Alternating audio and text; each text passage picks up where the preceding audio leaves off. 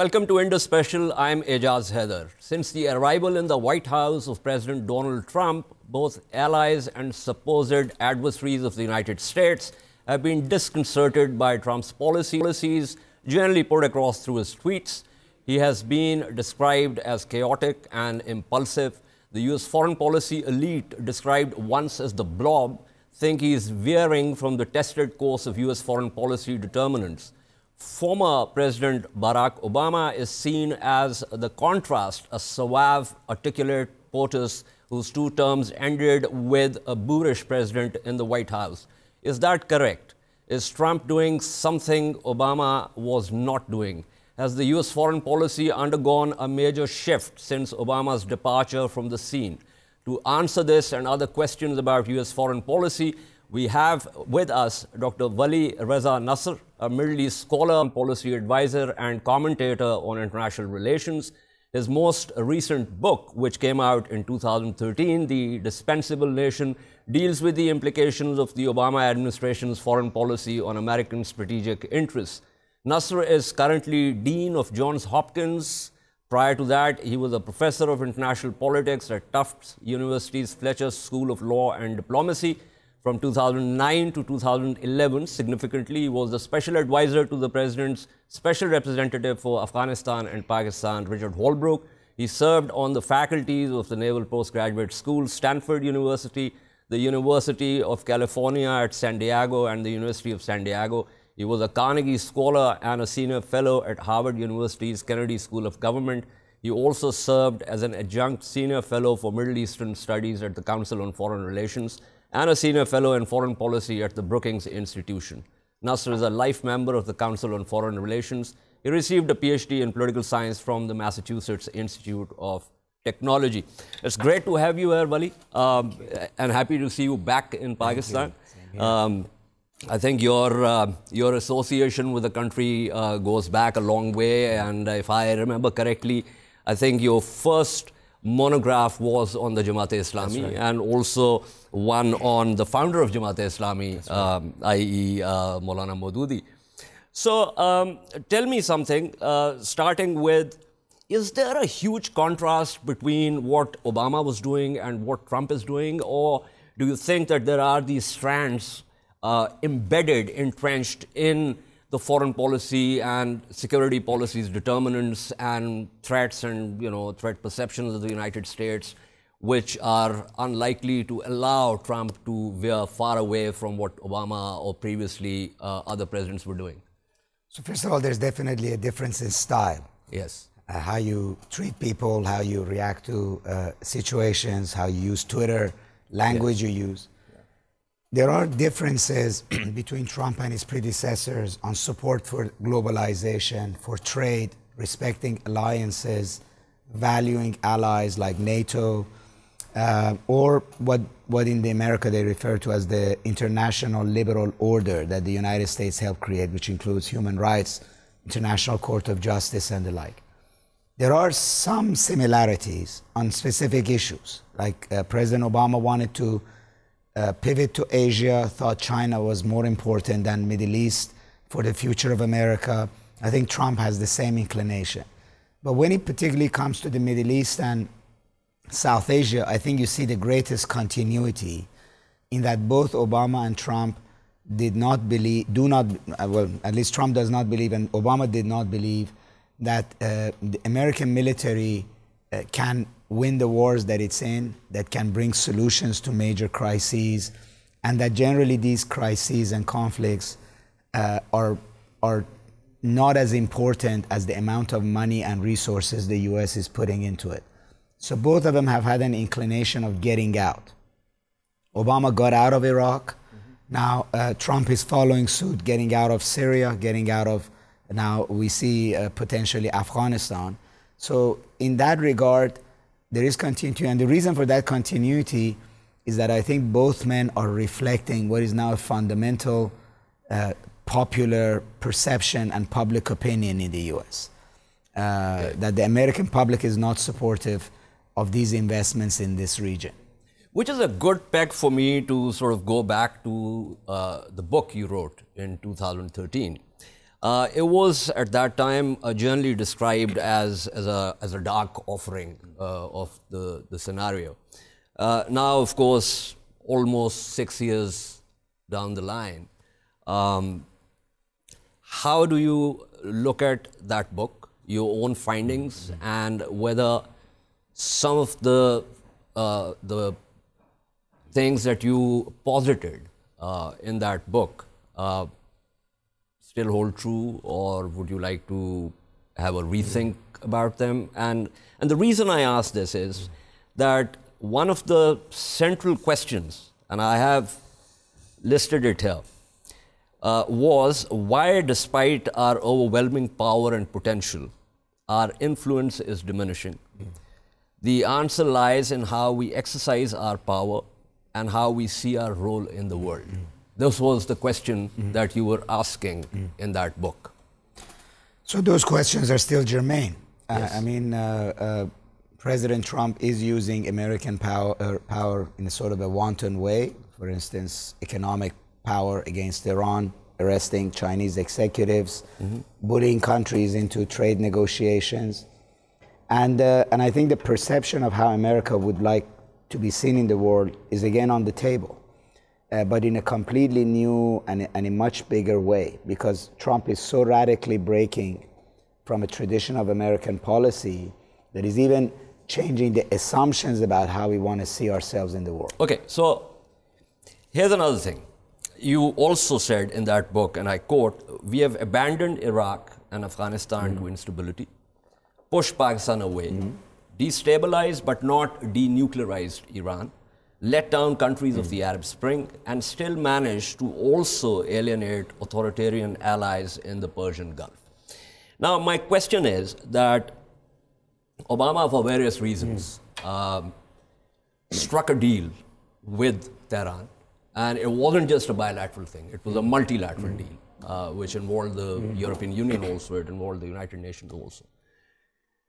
And the idea was that, as you know very well, that we have to incentivize Iran in order for Iran to at least put a moratorium on what it was trying to do in its pursuit for the nuclear weapons.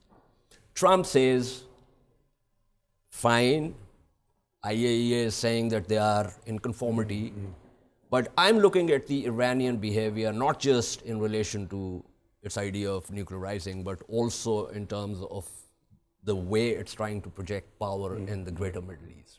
And that is where I have a major problem. I mean, he's on record as having said this. So, on the one hand, he wants to get out of Syria. On the other hand, he is hawkish on Iran. How do you square these two things? Well, you don't. There is very clear inconsistency between his desire to engage in the Middle East to contain Iran and his desire to leave the Middle East, which is part of his philosophy. His desire to contain Iran by getting, which should have meant that you stay in Afghanistan and Iran's borders, but he actually wants to leave Afghanistan. So there is a lot of inconsistency in his Middle East policy.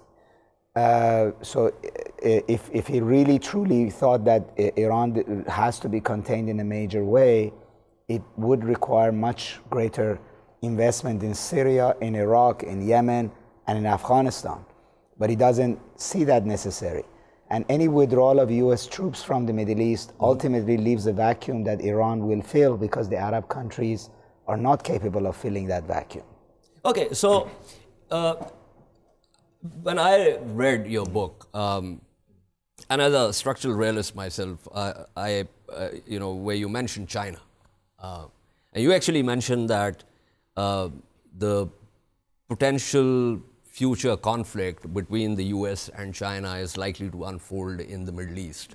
I was surprised because my reading is that if that happens, it will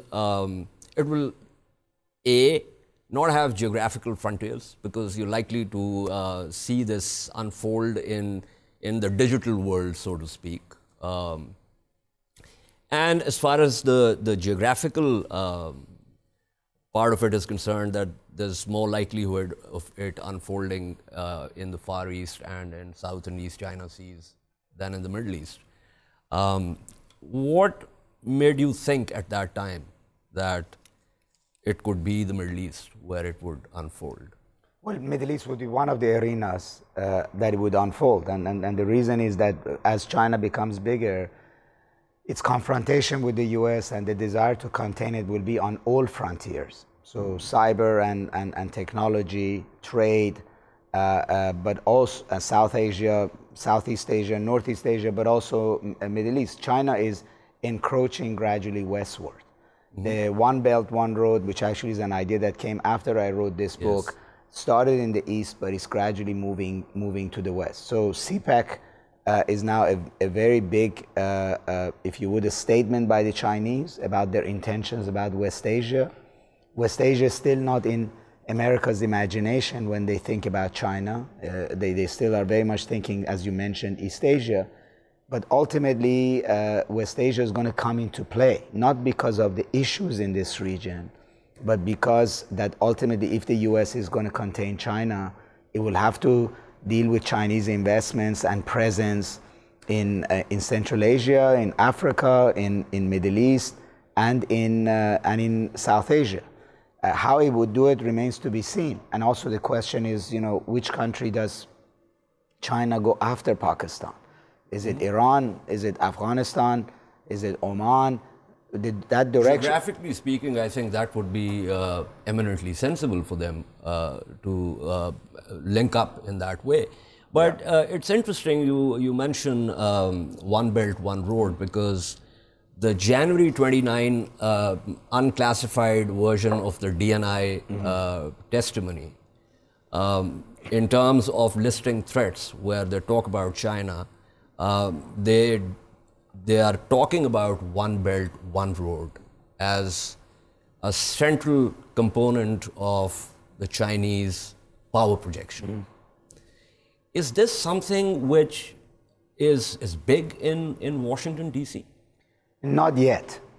So yes, there is talk of it, there is worry about it, but it's not at the level of sort of national security mobilization. It's seen as one of the elements or proofs of China's intentions. So right now, the most important concern with China in order of priority are China's trade imbalance with the US, belief of violation of intellectual property rights, stealing of American technology by Chinese.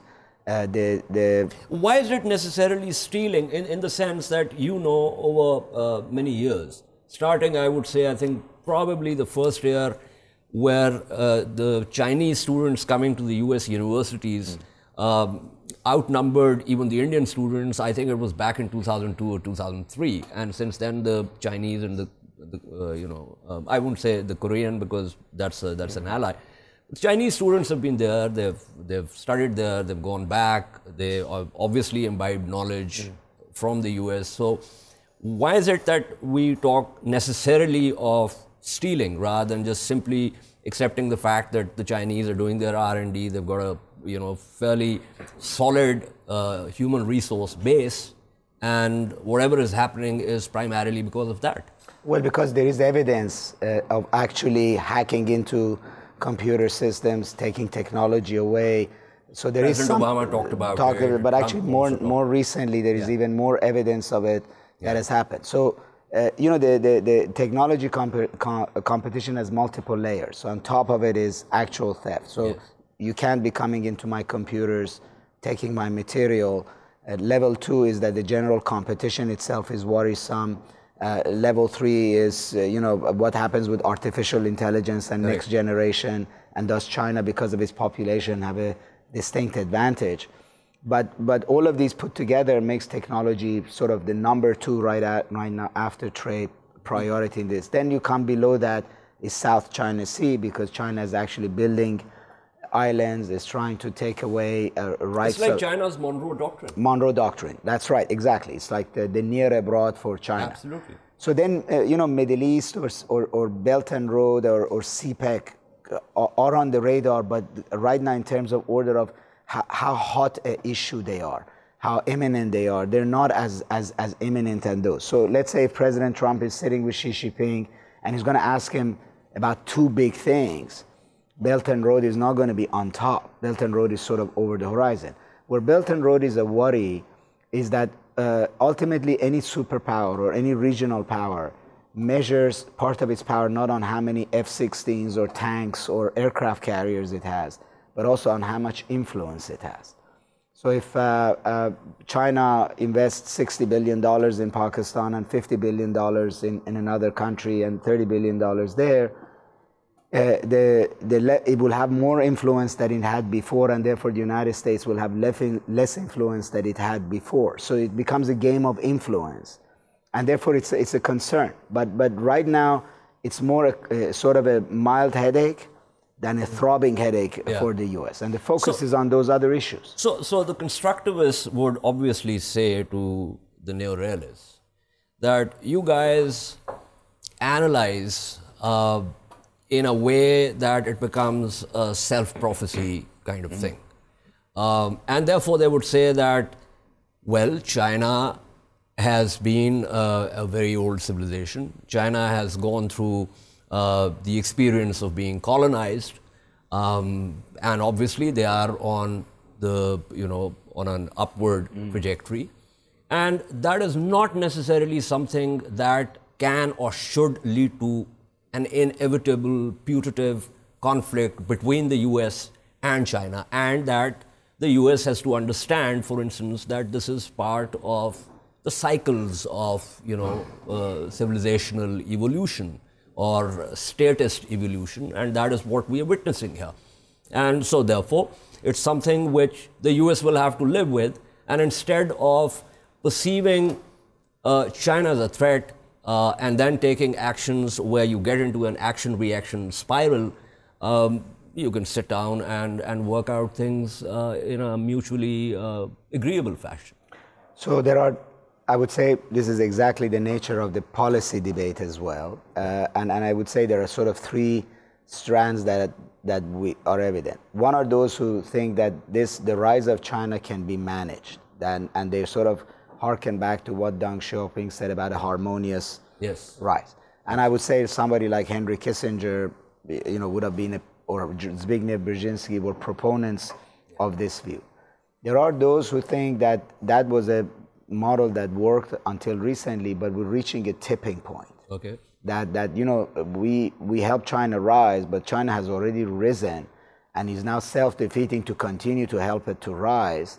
We sort of have to put some more stakes on the ground. And we've been waiting for China at some point in time to open up this market, and it's not. So we're getting impatient. So this is school number two, and I would have said, had Hillary Clinton been elected, she would have belonged here. A little bit more pressure on the Chinese. And then you have this other school, which now President Trump has introduced, which is completely intolerant of any kind of accommodation of China. It sort of believes that right now we still have time to cut China to size, that they've been unfair, they've been eating our share of our pie, and they have to open up their markets, they have to do whatever it is that would level the playing field. And they don't necessarily believe in the harmonious rise theory. They're much more about a sort of a winner takes all, and it's silly of the United States to allow another aspirant to power rise to a point that he can challenge it, that they see this as self-defeating. And therefore you see the Trump administration much more aggressive on China. And it's testing the boundaries. How much can it push China? Can it get $250 billion in tariff concessions, $300 billion? Where does it actually stop? So that's what makes it now dangerous, because there is something sort of risky in this assumption that there is room to prevent China from becoming a superpower and exact the cost at this point before it gets to the top. Okay, so going back to your 2013 book, one of the things that you were talking about in that book, and you were also criticized for it, was that you were perhaps ignoring the complexities of the greater Middle East, the multiple fault lines, and you focusing essentially on a somewhat simplistic solution of having, getting the US to do more in, but also in the right way, and the fact that, you know, you needed, the United States needed a leadership and a comprehensive policy without internal contradictions.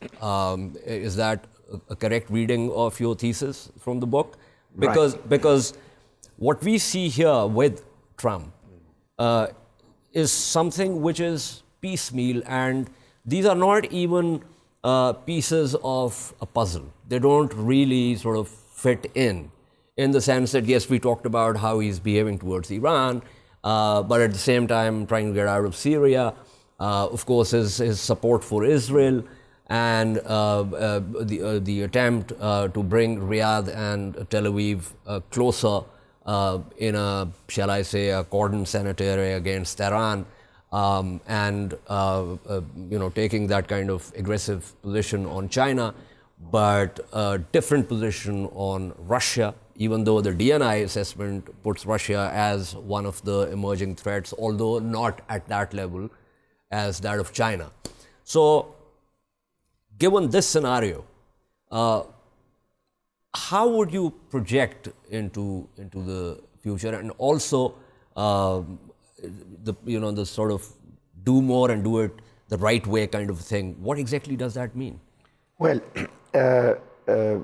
at that point in time, after the Arab Spring, there was opportunity to invest, not in all the Arab countries and not count them all as being the same, but there were opportunities to actually try to create winners out of the Arab Spring. Countries like, for instance... Wali, sorry, but you know that no one had predicted that spring. No, the spring happened. Yeah. The spring happened. So you have a new... So everyone was reacting to it. No, but we also reacted to the fall of the Berlin Wall. Correct. So yes, we might not have had an impact on Libya or Syria, but we could have had a much bigger impact on helping Tunisia and maybe Jordan in creating winners, countries that were not... So all of the Arab world was not of the same size.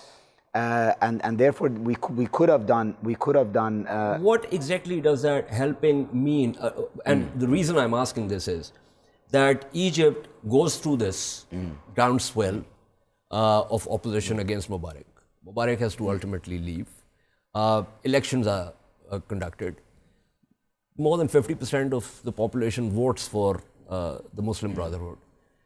And that is not something which is liked by the United States, even though the United States did not actually intervene in any way to stop that. But the fact is that when we say the spring with the people coming up, suddenly repressed and repressive regimes, it's like the lid going off. And then it could go any which way. Right, but the reason that the United States did not go to the help of Tunisia or Egypt, helping the democratic governance or invest billions of dollars in jump-starting their economies, was not because they were Muslim Brotherhood. What you described as a Marshall Plan of sorts for the Middle East. But the reason was not because they were Muslim Brotherhood. The reason was that the United States just did not want to get involved in the Middle East. In other words, if these guys were also liberal Democrats for a period, I don't think the answer would have been the same. So as a result, some of these democratic experiments like Egypt collapsed. Yes, it was ineptitude of Morsi, but also it was because they actually had absolutely no economic support, no economic guidance. So, very quickly they began to unravel. And as a result, all the problems of the Arab Spring are still there. Youth unemployment, lackluster economic growth, all that essentially has replaced the Arab Spring is authoritarian regimes. So Trump has a different philosophy. He also doesn't want to get involved. But Trump also doesn't pretend that he's for democracy. He doesn't even pretend that he would like...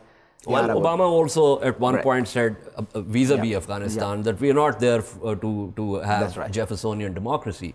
Although, as you know, during the Bush period, it was all about re-engineering. That's right. I remember with reference to Iraq, and Ken Pollock had this sort of thesis about, oh, this is great because you got oil there. They can pay for their reconstruction. You got a middle class, educated middle class.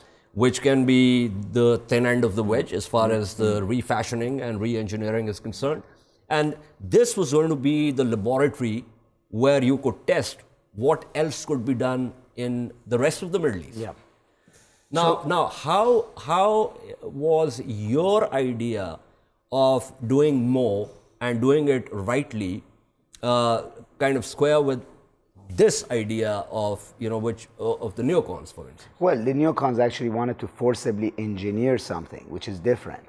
But the Marshall Plan, like we did after the fall of the Berlin Wall, is helping a trend that actually has happened on its own. So, things happen. Like the United States decides to talk to the Taliban. So any other country, China, Iran, Pakistan, can make a decision. Do we want to help this or do we want to not help it? So it's that kind of a moment. So you make a decision that is there an opportunity for me to leverage here or not? And I think that then we could have had an impact on the trends in the Arab world. But once the Arab world began to unravel and there was no other force in the opposite direction, it either ended up in civil war or it ended up in weak authoritarian regimes, which actually is not to the advantage of the United States because that's exactly what has happened. And they're too weak even to stand up to Iran. I mean, these are not the dictatorships of before Arab Spring. Yes. Right? They're sort of a shadow of what they were.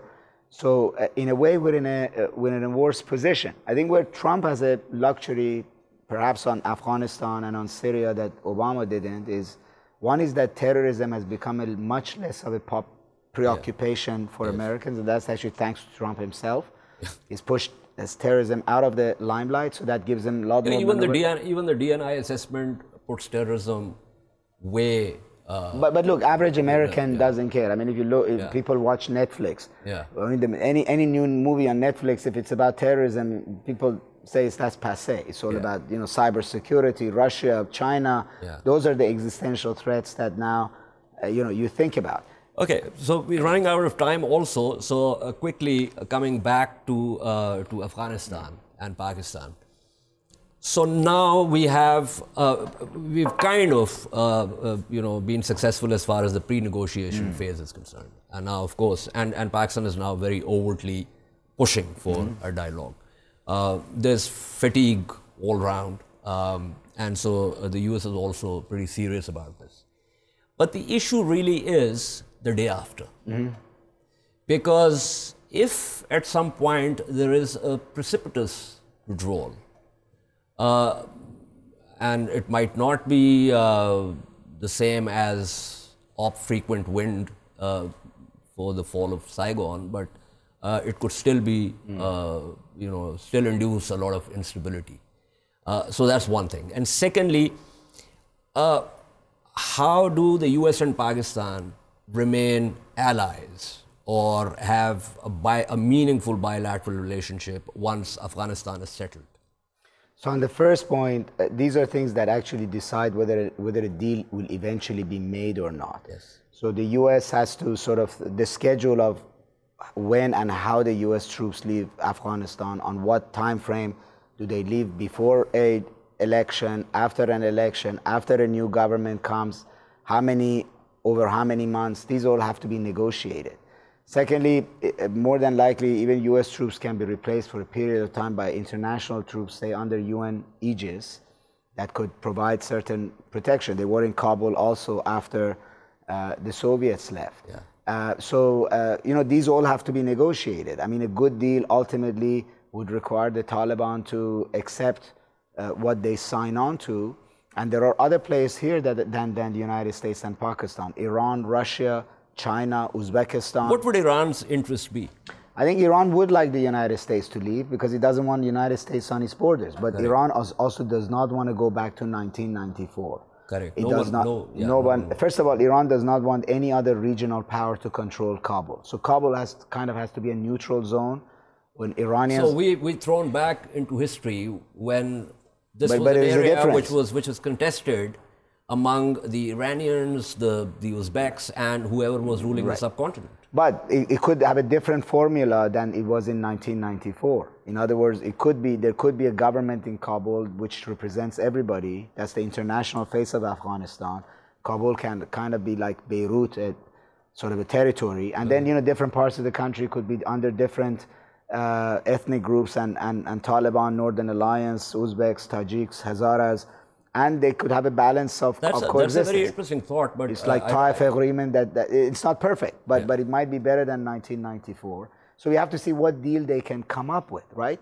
And I think as far as the U.S.-Pakistan relations is concerned, that's actually a very interesting question. So this Afghanistan saga has been now 20 years old, 2001 to 2019. For Pakistan, it goes before, but this last chapter has actually been an unhappy one.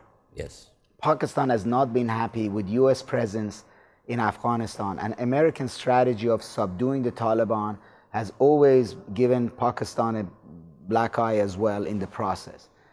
So this is a game changer. I don't know whether there's going to be a deal, but the fact that for the first time you have an American president that's serious about leaving, that is serious about bringing Pakistan to the table, that America may actually leave, means that you're going to have a new chapter. So Pakistan actually has to define what that chapter is. And yes, you're right, America-Pakistan relations had been so narrow to just Afghanistan that without it, they have to actually find something else to build bilateral relations on. And I'm hoping that it's not security. I hope that it's economics, it's people-to-people relations, it's much more broader than just, you know, between GHQ and Pentagon and CIA. That's actually, it has not worked very well for Pakistan. So I think for Pakistan, it is an opportunity to think out of the box. Okay, so where do we go day after? Correct. Where do we go day after? Unfortunately, we've run out of time, Vali, but it was great having you on the program. And I know you have some other speaking assignments also during your current trip, so best with that. Thank you. We're going to take a short break, and at the other end of the break, we will discuss the deteriorating Bangladesh-Pakistan relations. Stay with us.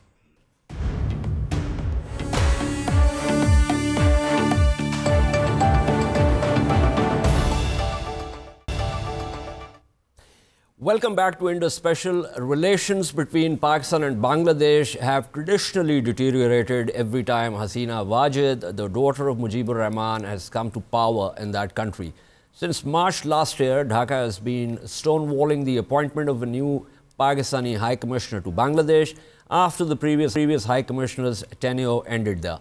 Now, in a move that can only be called brazen by any diplomatic standards, Dhaka has refused the appointment of Saklan Sayyida and asked Islamabad to name someone else. No reason has been given for this rejection. Pakistan has so far showed the restraint and avoided taking any reciprocal action by asking Dhaka to withdraw its High Commissioner from Pakistan. There's also internal political turmoil in Bangladesh following an election that has been widely described by the political opposition in that country as also independent observers as farcical. To discuss Pakistan-Bangladesh relations and the influence Delhi has on Dhaka, we have with us Ambassador Burhanul Islam in Islamabad, Essa Naqvi, the Indus News correspondent, also in Islamabad. Essa, since you were obviously covering the story, could you just give us a backgrounder on what has happened and why what has happened has happened? Well, I believe there is no specific reason that has been mentioned by the Bengal government for taking such a decision.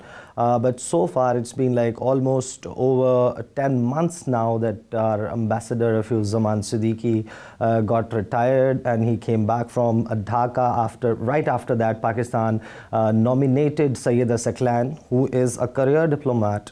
She's from 21 Commons, and she's currently working as DG, Director General, ECO and CARS in the Ministry of Foreign Affairs in Islamabad. So she's a career diplomat. So apparently there cannot be any reason for Dhaka to delay this appointment in issuance of her agrima or not accepting her.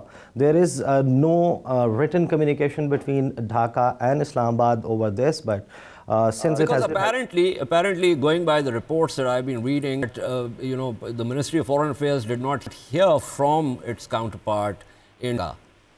Yes, exactly. This is what I spoke with some of the officials at the Ministry of Foreign Affairs, and they say that Dhaka has not communicated with us in writing about any of the reasons. They have not cited any reasons, but they have not issued her agreement, and that's why her appointment in Dhaka as our next High Commissioner is being postponed. And in the meanwhile, some of the incidents that have happened can actually give us a true picture of how Hasina Wajid's government has placed its popularity on the ventilator of hatred against Pakistan. And in November last year, there was a burglary attempt. Some of the unidentified people broke into the High Commission's building, and they stole some computers. Some data was stolen from the High Commission. A strong protest was lodged against that as well. And if you just reverse the time a bit more, like 2 years before this incident in 2016, there was a spy row between Bangladesh and Pakistan. They first declared one of Pakistan's diplomats as persona non grata, and a similar action was taken by Islamabad, where Mushumi Rahman, who was the head of Chancery in Islamabad, she was charged with it was declared that she was involved in some of the activities which were not worthy of a diplomat, and she was declared as persona non grata and asked to leave the country within 24 hours. Now this happened in 2016, and now what we see happening right now, that Bangladesh is virtually denying Pakistan of having a High Commissioner in Dhaka. It's interesting. It's interesting you put it this way, Isa, because apparently since the rejection and with Dhaka asking for another name, there was a debate in the ministry and also in the relevant government circles about how Pakistan should react, and some of the people thought that we should probably ask Dhaka to withdraw its High Commissioner, but others said no, we need to show restraint. Are you familiar with the debate? And if you are, could you sort of tell us exactly how it happened?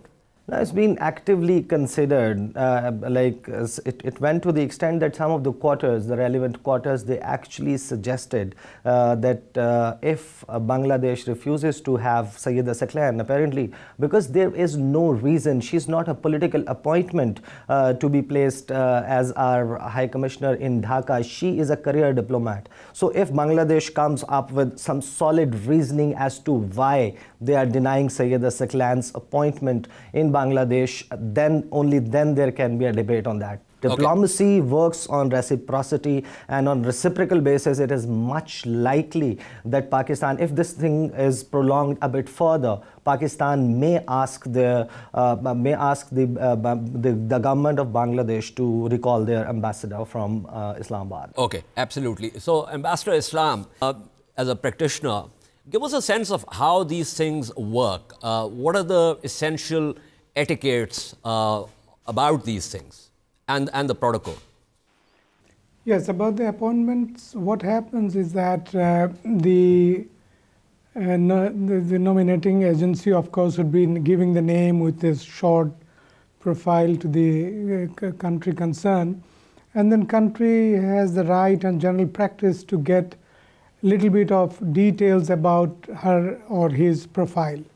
And then normally in my career of 35 years, I never heard anybody rejected this way. But it's very unfortunate, I should say. And then I would say on the basis of her profile, there is no reason to deny her appointment.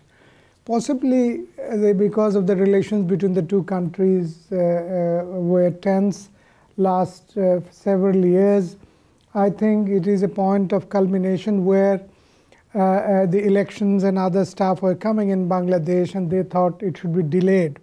And now that it has got delayed, inordinate delay, I think they are saying that instead of responding to an appointment, a proposal after 9 months or 1 year, better to ask for a new name. It is a way of gaining more time. I think one is the situation, tension because of politics. because of election, because of, as my colleague has also mentioned, that politics in Bangladesh has got an important element that is a propaganda or negative narrative about Pakistan, which makes this party gather some votes. A narrative that the current government, fortunately, not only encourages but also peddles. Exactly. So that I see no basis, but of course, because of politics, that she gets vote by selling that narrative, and also there is pressure, I'm sure, from the neighbor, big neighbor of ours, India, may be also influencing. And it helps them if the tension with relations not only between India and Pakistan remains, but also it is seen as a regional problem, and Pakistan not doing well with all these countries. So that way, I'm sure India has influenced tremendously Bangladesh in doing so, although I personally think there is no reason why our relations should be going to that track. A country with whom, or people with whom we share so many things, common culture, common history, common struggle for independence. And it is these Indians against whom we struggled and shoulder to shoulder just 71 years ago. Now, this is unfortunate part. Maybe partly we didn't consider, our ministry or government here, that this relationship is very sensitive and we should be taking care of the sensitivity and handle with care, as the phrase we use in the diplomatic jargon.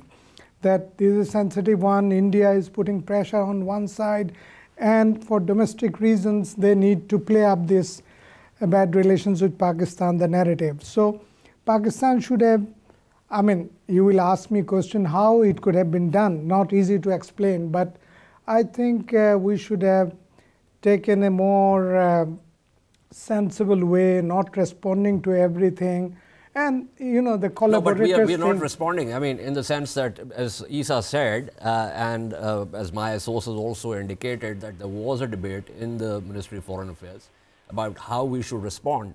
And obviously, reciprocity is one way of doing it, but we did not reciprocate this, and we did not ask Dhaka to withdraw their High Commissioner from here.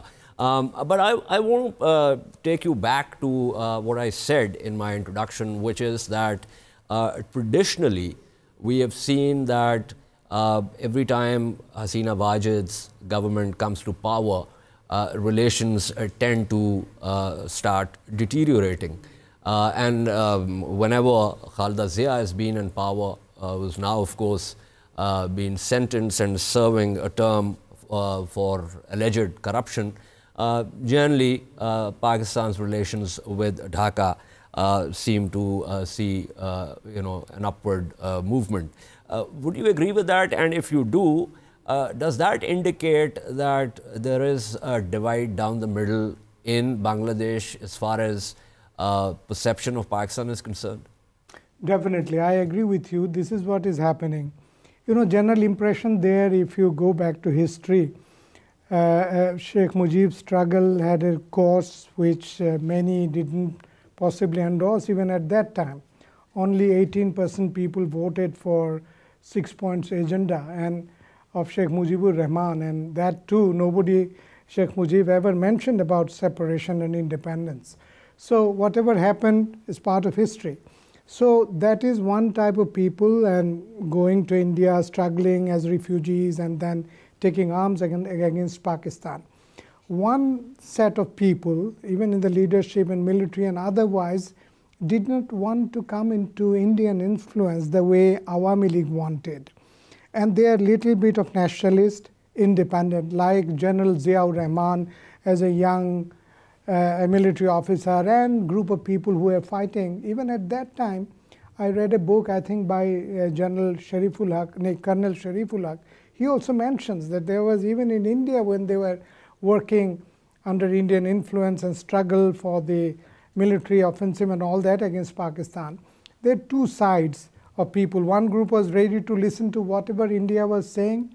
Another group was saying, look, we are Bengalis, we want sort of freedom, but many even didn't consider, like Mushtaq, Khandokar Mushtaq, didn't want independence to start with. They were talking about autonomy, more freedom, more economic rights against Pakistan. So that group of people, actually, they are considered in Bangladesh now as pro-Pakistani people or anti-Indian influence. So they didn't want India to gain that much of influence in Bangladesh, to have sort of independent foreign policy, independent domestic policies, have some military sort of our own. But India would want them as a sort of a second category of junior partner in this relationship. So it is pro-India and pro-Pakistan. So those people got identified, like Ziaur Rahman and families, Khalida Zia and others, with Pakistan. It is by implication, not any particular reason. Those who are opposing India means they are believing in Pakistan and friendship, close relationship with Pakistan. In that context, they see Ziaur Rahman and others as pro-Pakistanis. So this is how the country is divided, as you rightly use the word. It's actually divided politics and divided nation. Yeah. One group, I think, yeah, that's an important point. I'm joined by Ambassador Rafiuzzaman Siddiqui, who's the former High Commissioner to Bangladesh. Ambassador Siddiqui, thank you for being on the program. We're just trying to discuss, of course, this particular incident, recent incident of rejecting Sayyida Saklan's name is just one of the many sort of bad indicators in the Pakistan-Bangladesh relations. You were there, you were recently there. So give us a sense of why every time Hasina Wajid's government comes into power, that relations with Pakistan begin to nosedive. Thank you very much first for having me. And secondly, I wanted to say that, to be very honest, I have not seen any official refusal by Bangladesh of my successor, although I've been seeing it in the newspaper. Yeah. But I have not really seen anything coming officially from Dhaka. This is better that it's checked from our Ministry of Foreign Office. They would be in a better position to tell you what the situation is. Well, the sources in the Ministry of Foreign Affairs say that they have asked MOFA to send a new name. That's what our correspondent Essa Naqvi, who's also listening to this and is on the panel, confirmed to us. That said, you are right in the sense that since your tenure ended, since then, and have Sayyida's name having been sent to Dhaka, there hasn't really been much correspondence between Dhaka and the Ministry of Foreign Affairs. So no one really knows why they have stonewalled it or have delayed it or now probably just rejected the name, since apparently they've asked for a new name. I retired from Bangladesh in February 2018, which is almost going to be a year next month.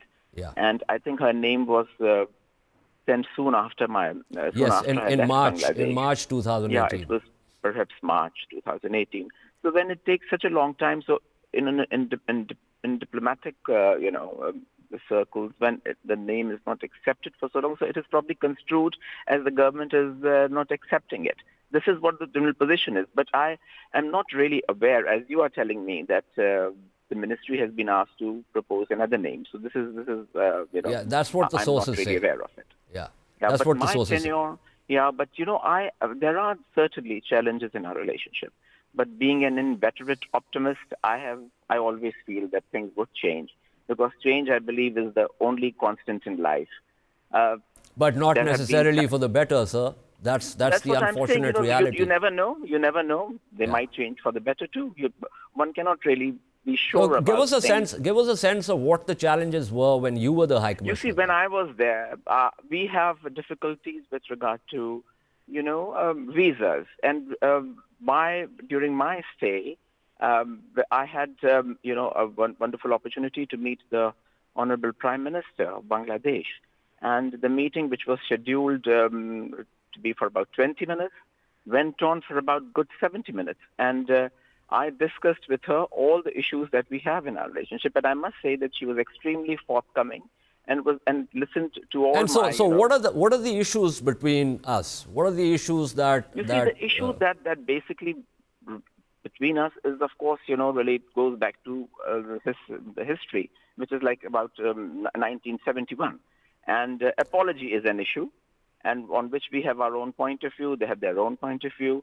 Because you see, when I was in Bangladesh earlier, which was like from 2002 to 2006, just before I arrived in Dhaka, in fact, just before I arrived in Dhaka, former President Musharraf had visited Bangladesh, and he had, during his interaction with the then Prime Minister Khaleda Zia, he regretted the events of 71. So it was like coming closer. But Bangladesh, that Dhaka is, wants that Pakistan should formally apologize. So Prime Minister Wajid is clearly still wedded to history in a way, obviously. Bangladeshis are, yes. I would say that there is this issue, and it remains on the table. Precisely, sir, precisely. Sorry to cut into what you're saying. I entered this theoretical proposition precisely in order for you to draw our attention to other structural issues, because then what we're seeing here is a ruse, that apology is being presented, or the lack thereof is being presented as a ruse to hide other structural issues, including, as in the case of Prime Minister Wajid, her closeness with Delhi, and the fact that many of her policies in relation to Pakistan are actually influenced by how Delhi perceives Pakistan and what kind of relations there are between Delhi and Islamabad at a particular point in time. Yeah. You see, as you said yourself, that we are, in the region that Bangladesh is situated. And India plays a dominant role there. There is no denying the fact. But every country and every sovereign nation has their own viewpoint. Like recently, like I was reading only today in Bangladeshi newspaper, somebody had forwarded to me that China is now coming into play. I mean, they are becoming, quite an important factor in their relationship, in Dhaka's relationship. You think that's likely to have a positive impact on relations between Dhaka and Islamabad? So. I think so. That could be. But since I'm out of it, I'm not really there in the thick of, and like I'm not really in Bangladesh now, so I cannot really say for sure. There, and but this is what my reading would be. And even with this new government, with Imran Khan's Tehreek Insaf, and what he has been saying, Imran Khan talking about Bangladesh, I think that might have sent some good vibes to Bangladesh, and I hope that things would improve. Okay, so as they say, hope in strategy is a four-letter word. You said yourself, you described yourself as an inveterate optimist. So I will accept that. I'm also to wrap up the program, but let me just quickly go back to Essa Naqvi. Essa, what is your sense of what the Ministry of Foreign Affairs thinking is on this ongoing issue of not having a High Commissioner in Dhaka? As we speak, at the moment, there is no decision that has been taken to this effect. But I am telling you that I am close and privy to the discussion that is going on right now. That if such a decision on the basis of reciprocity is taken, what would be the impact of it? And just like quickly going back to the hypothetical question that you put forth for the former ambassador who served recently in until 2018, I believe that the way Bangladesh is playing at the hands of India. If you remember, in June 2015, Prime Minister Modi, the kind of speech he made in the University of Dhaka, and the way he accepted in front of the whole world that the kind of role that India had played in breaking Pakistan into two pieces, and the way Bangladesh acts upon the advices that come in from New Delhi, the way the SAARC process was scuttled by India and was quickly backed by Bangladesh by refusing to actually come to Islamabad for the SAARC summit, it is clear that the Wajid government this is a policy. Is not letting the bygones be bygones, because they are not moving on after the agreement of 1974, which was signed, which was done on the behest of the founding father of Bangladesh. Thank you so much, Ambassador Burhanul Islam and Rafiuzzaman Siddiqui, and Essa Naqvi, our correspondent in Islamabad. This is all we have for today. We shall see you with our Indus Special tomorrow. Until then, it's goodbye.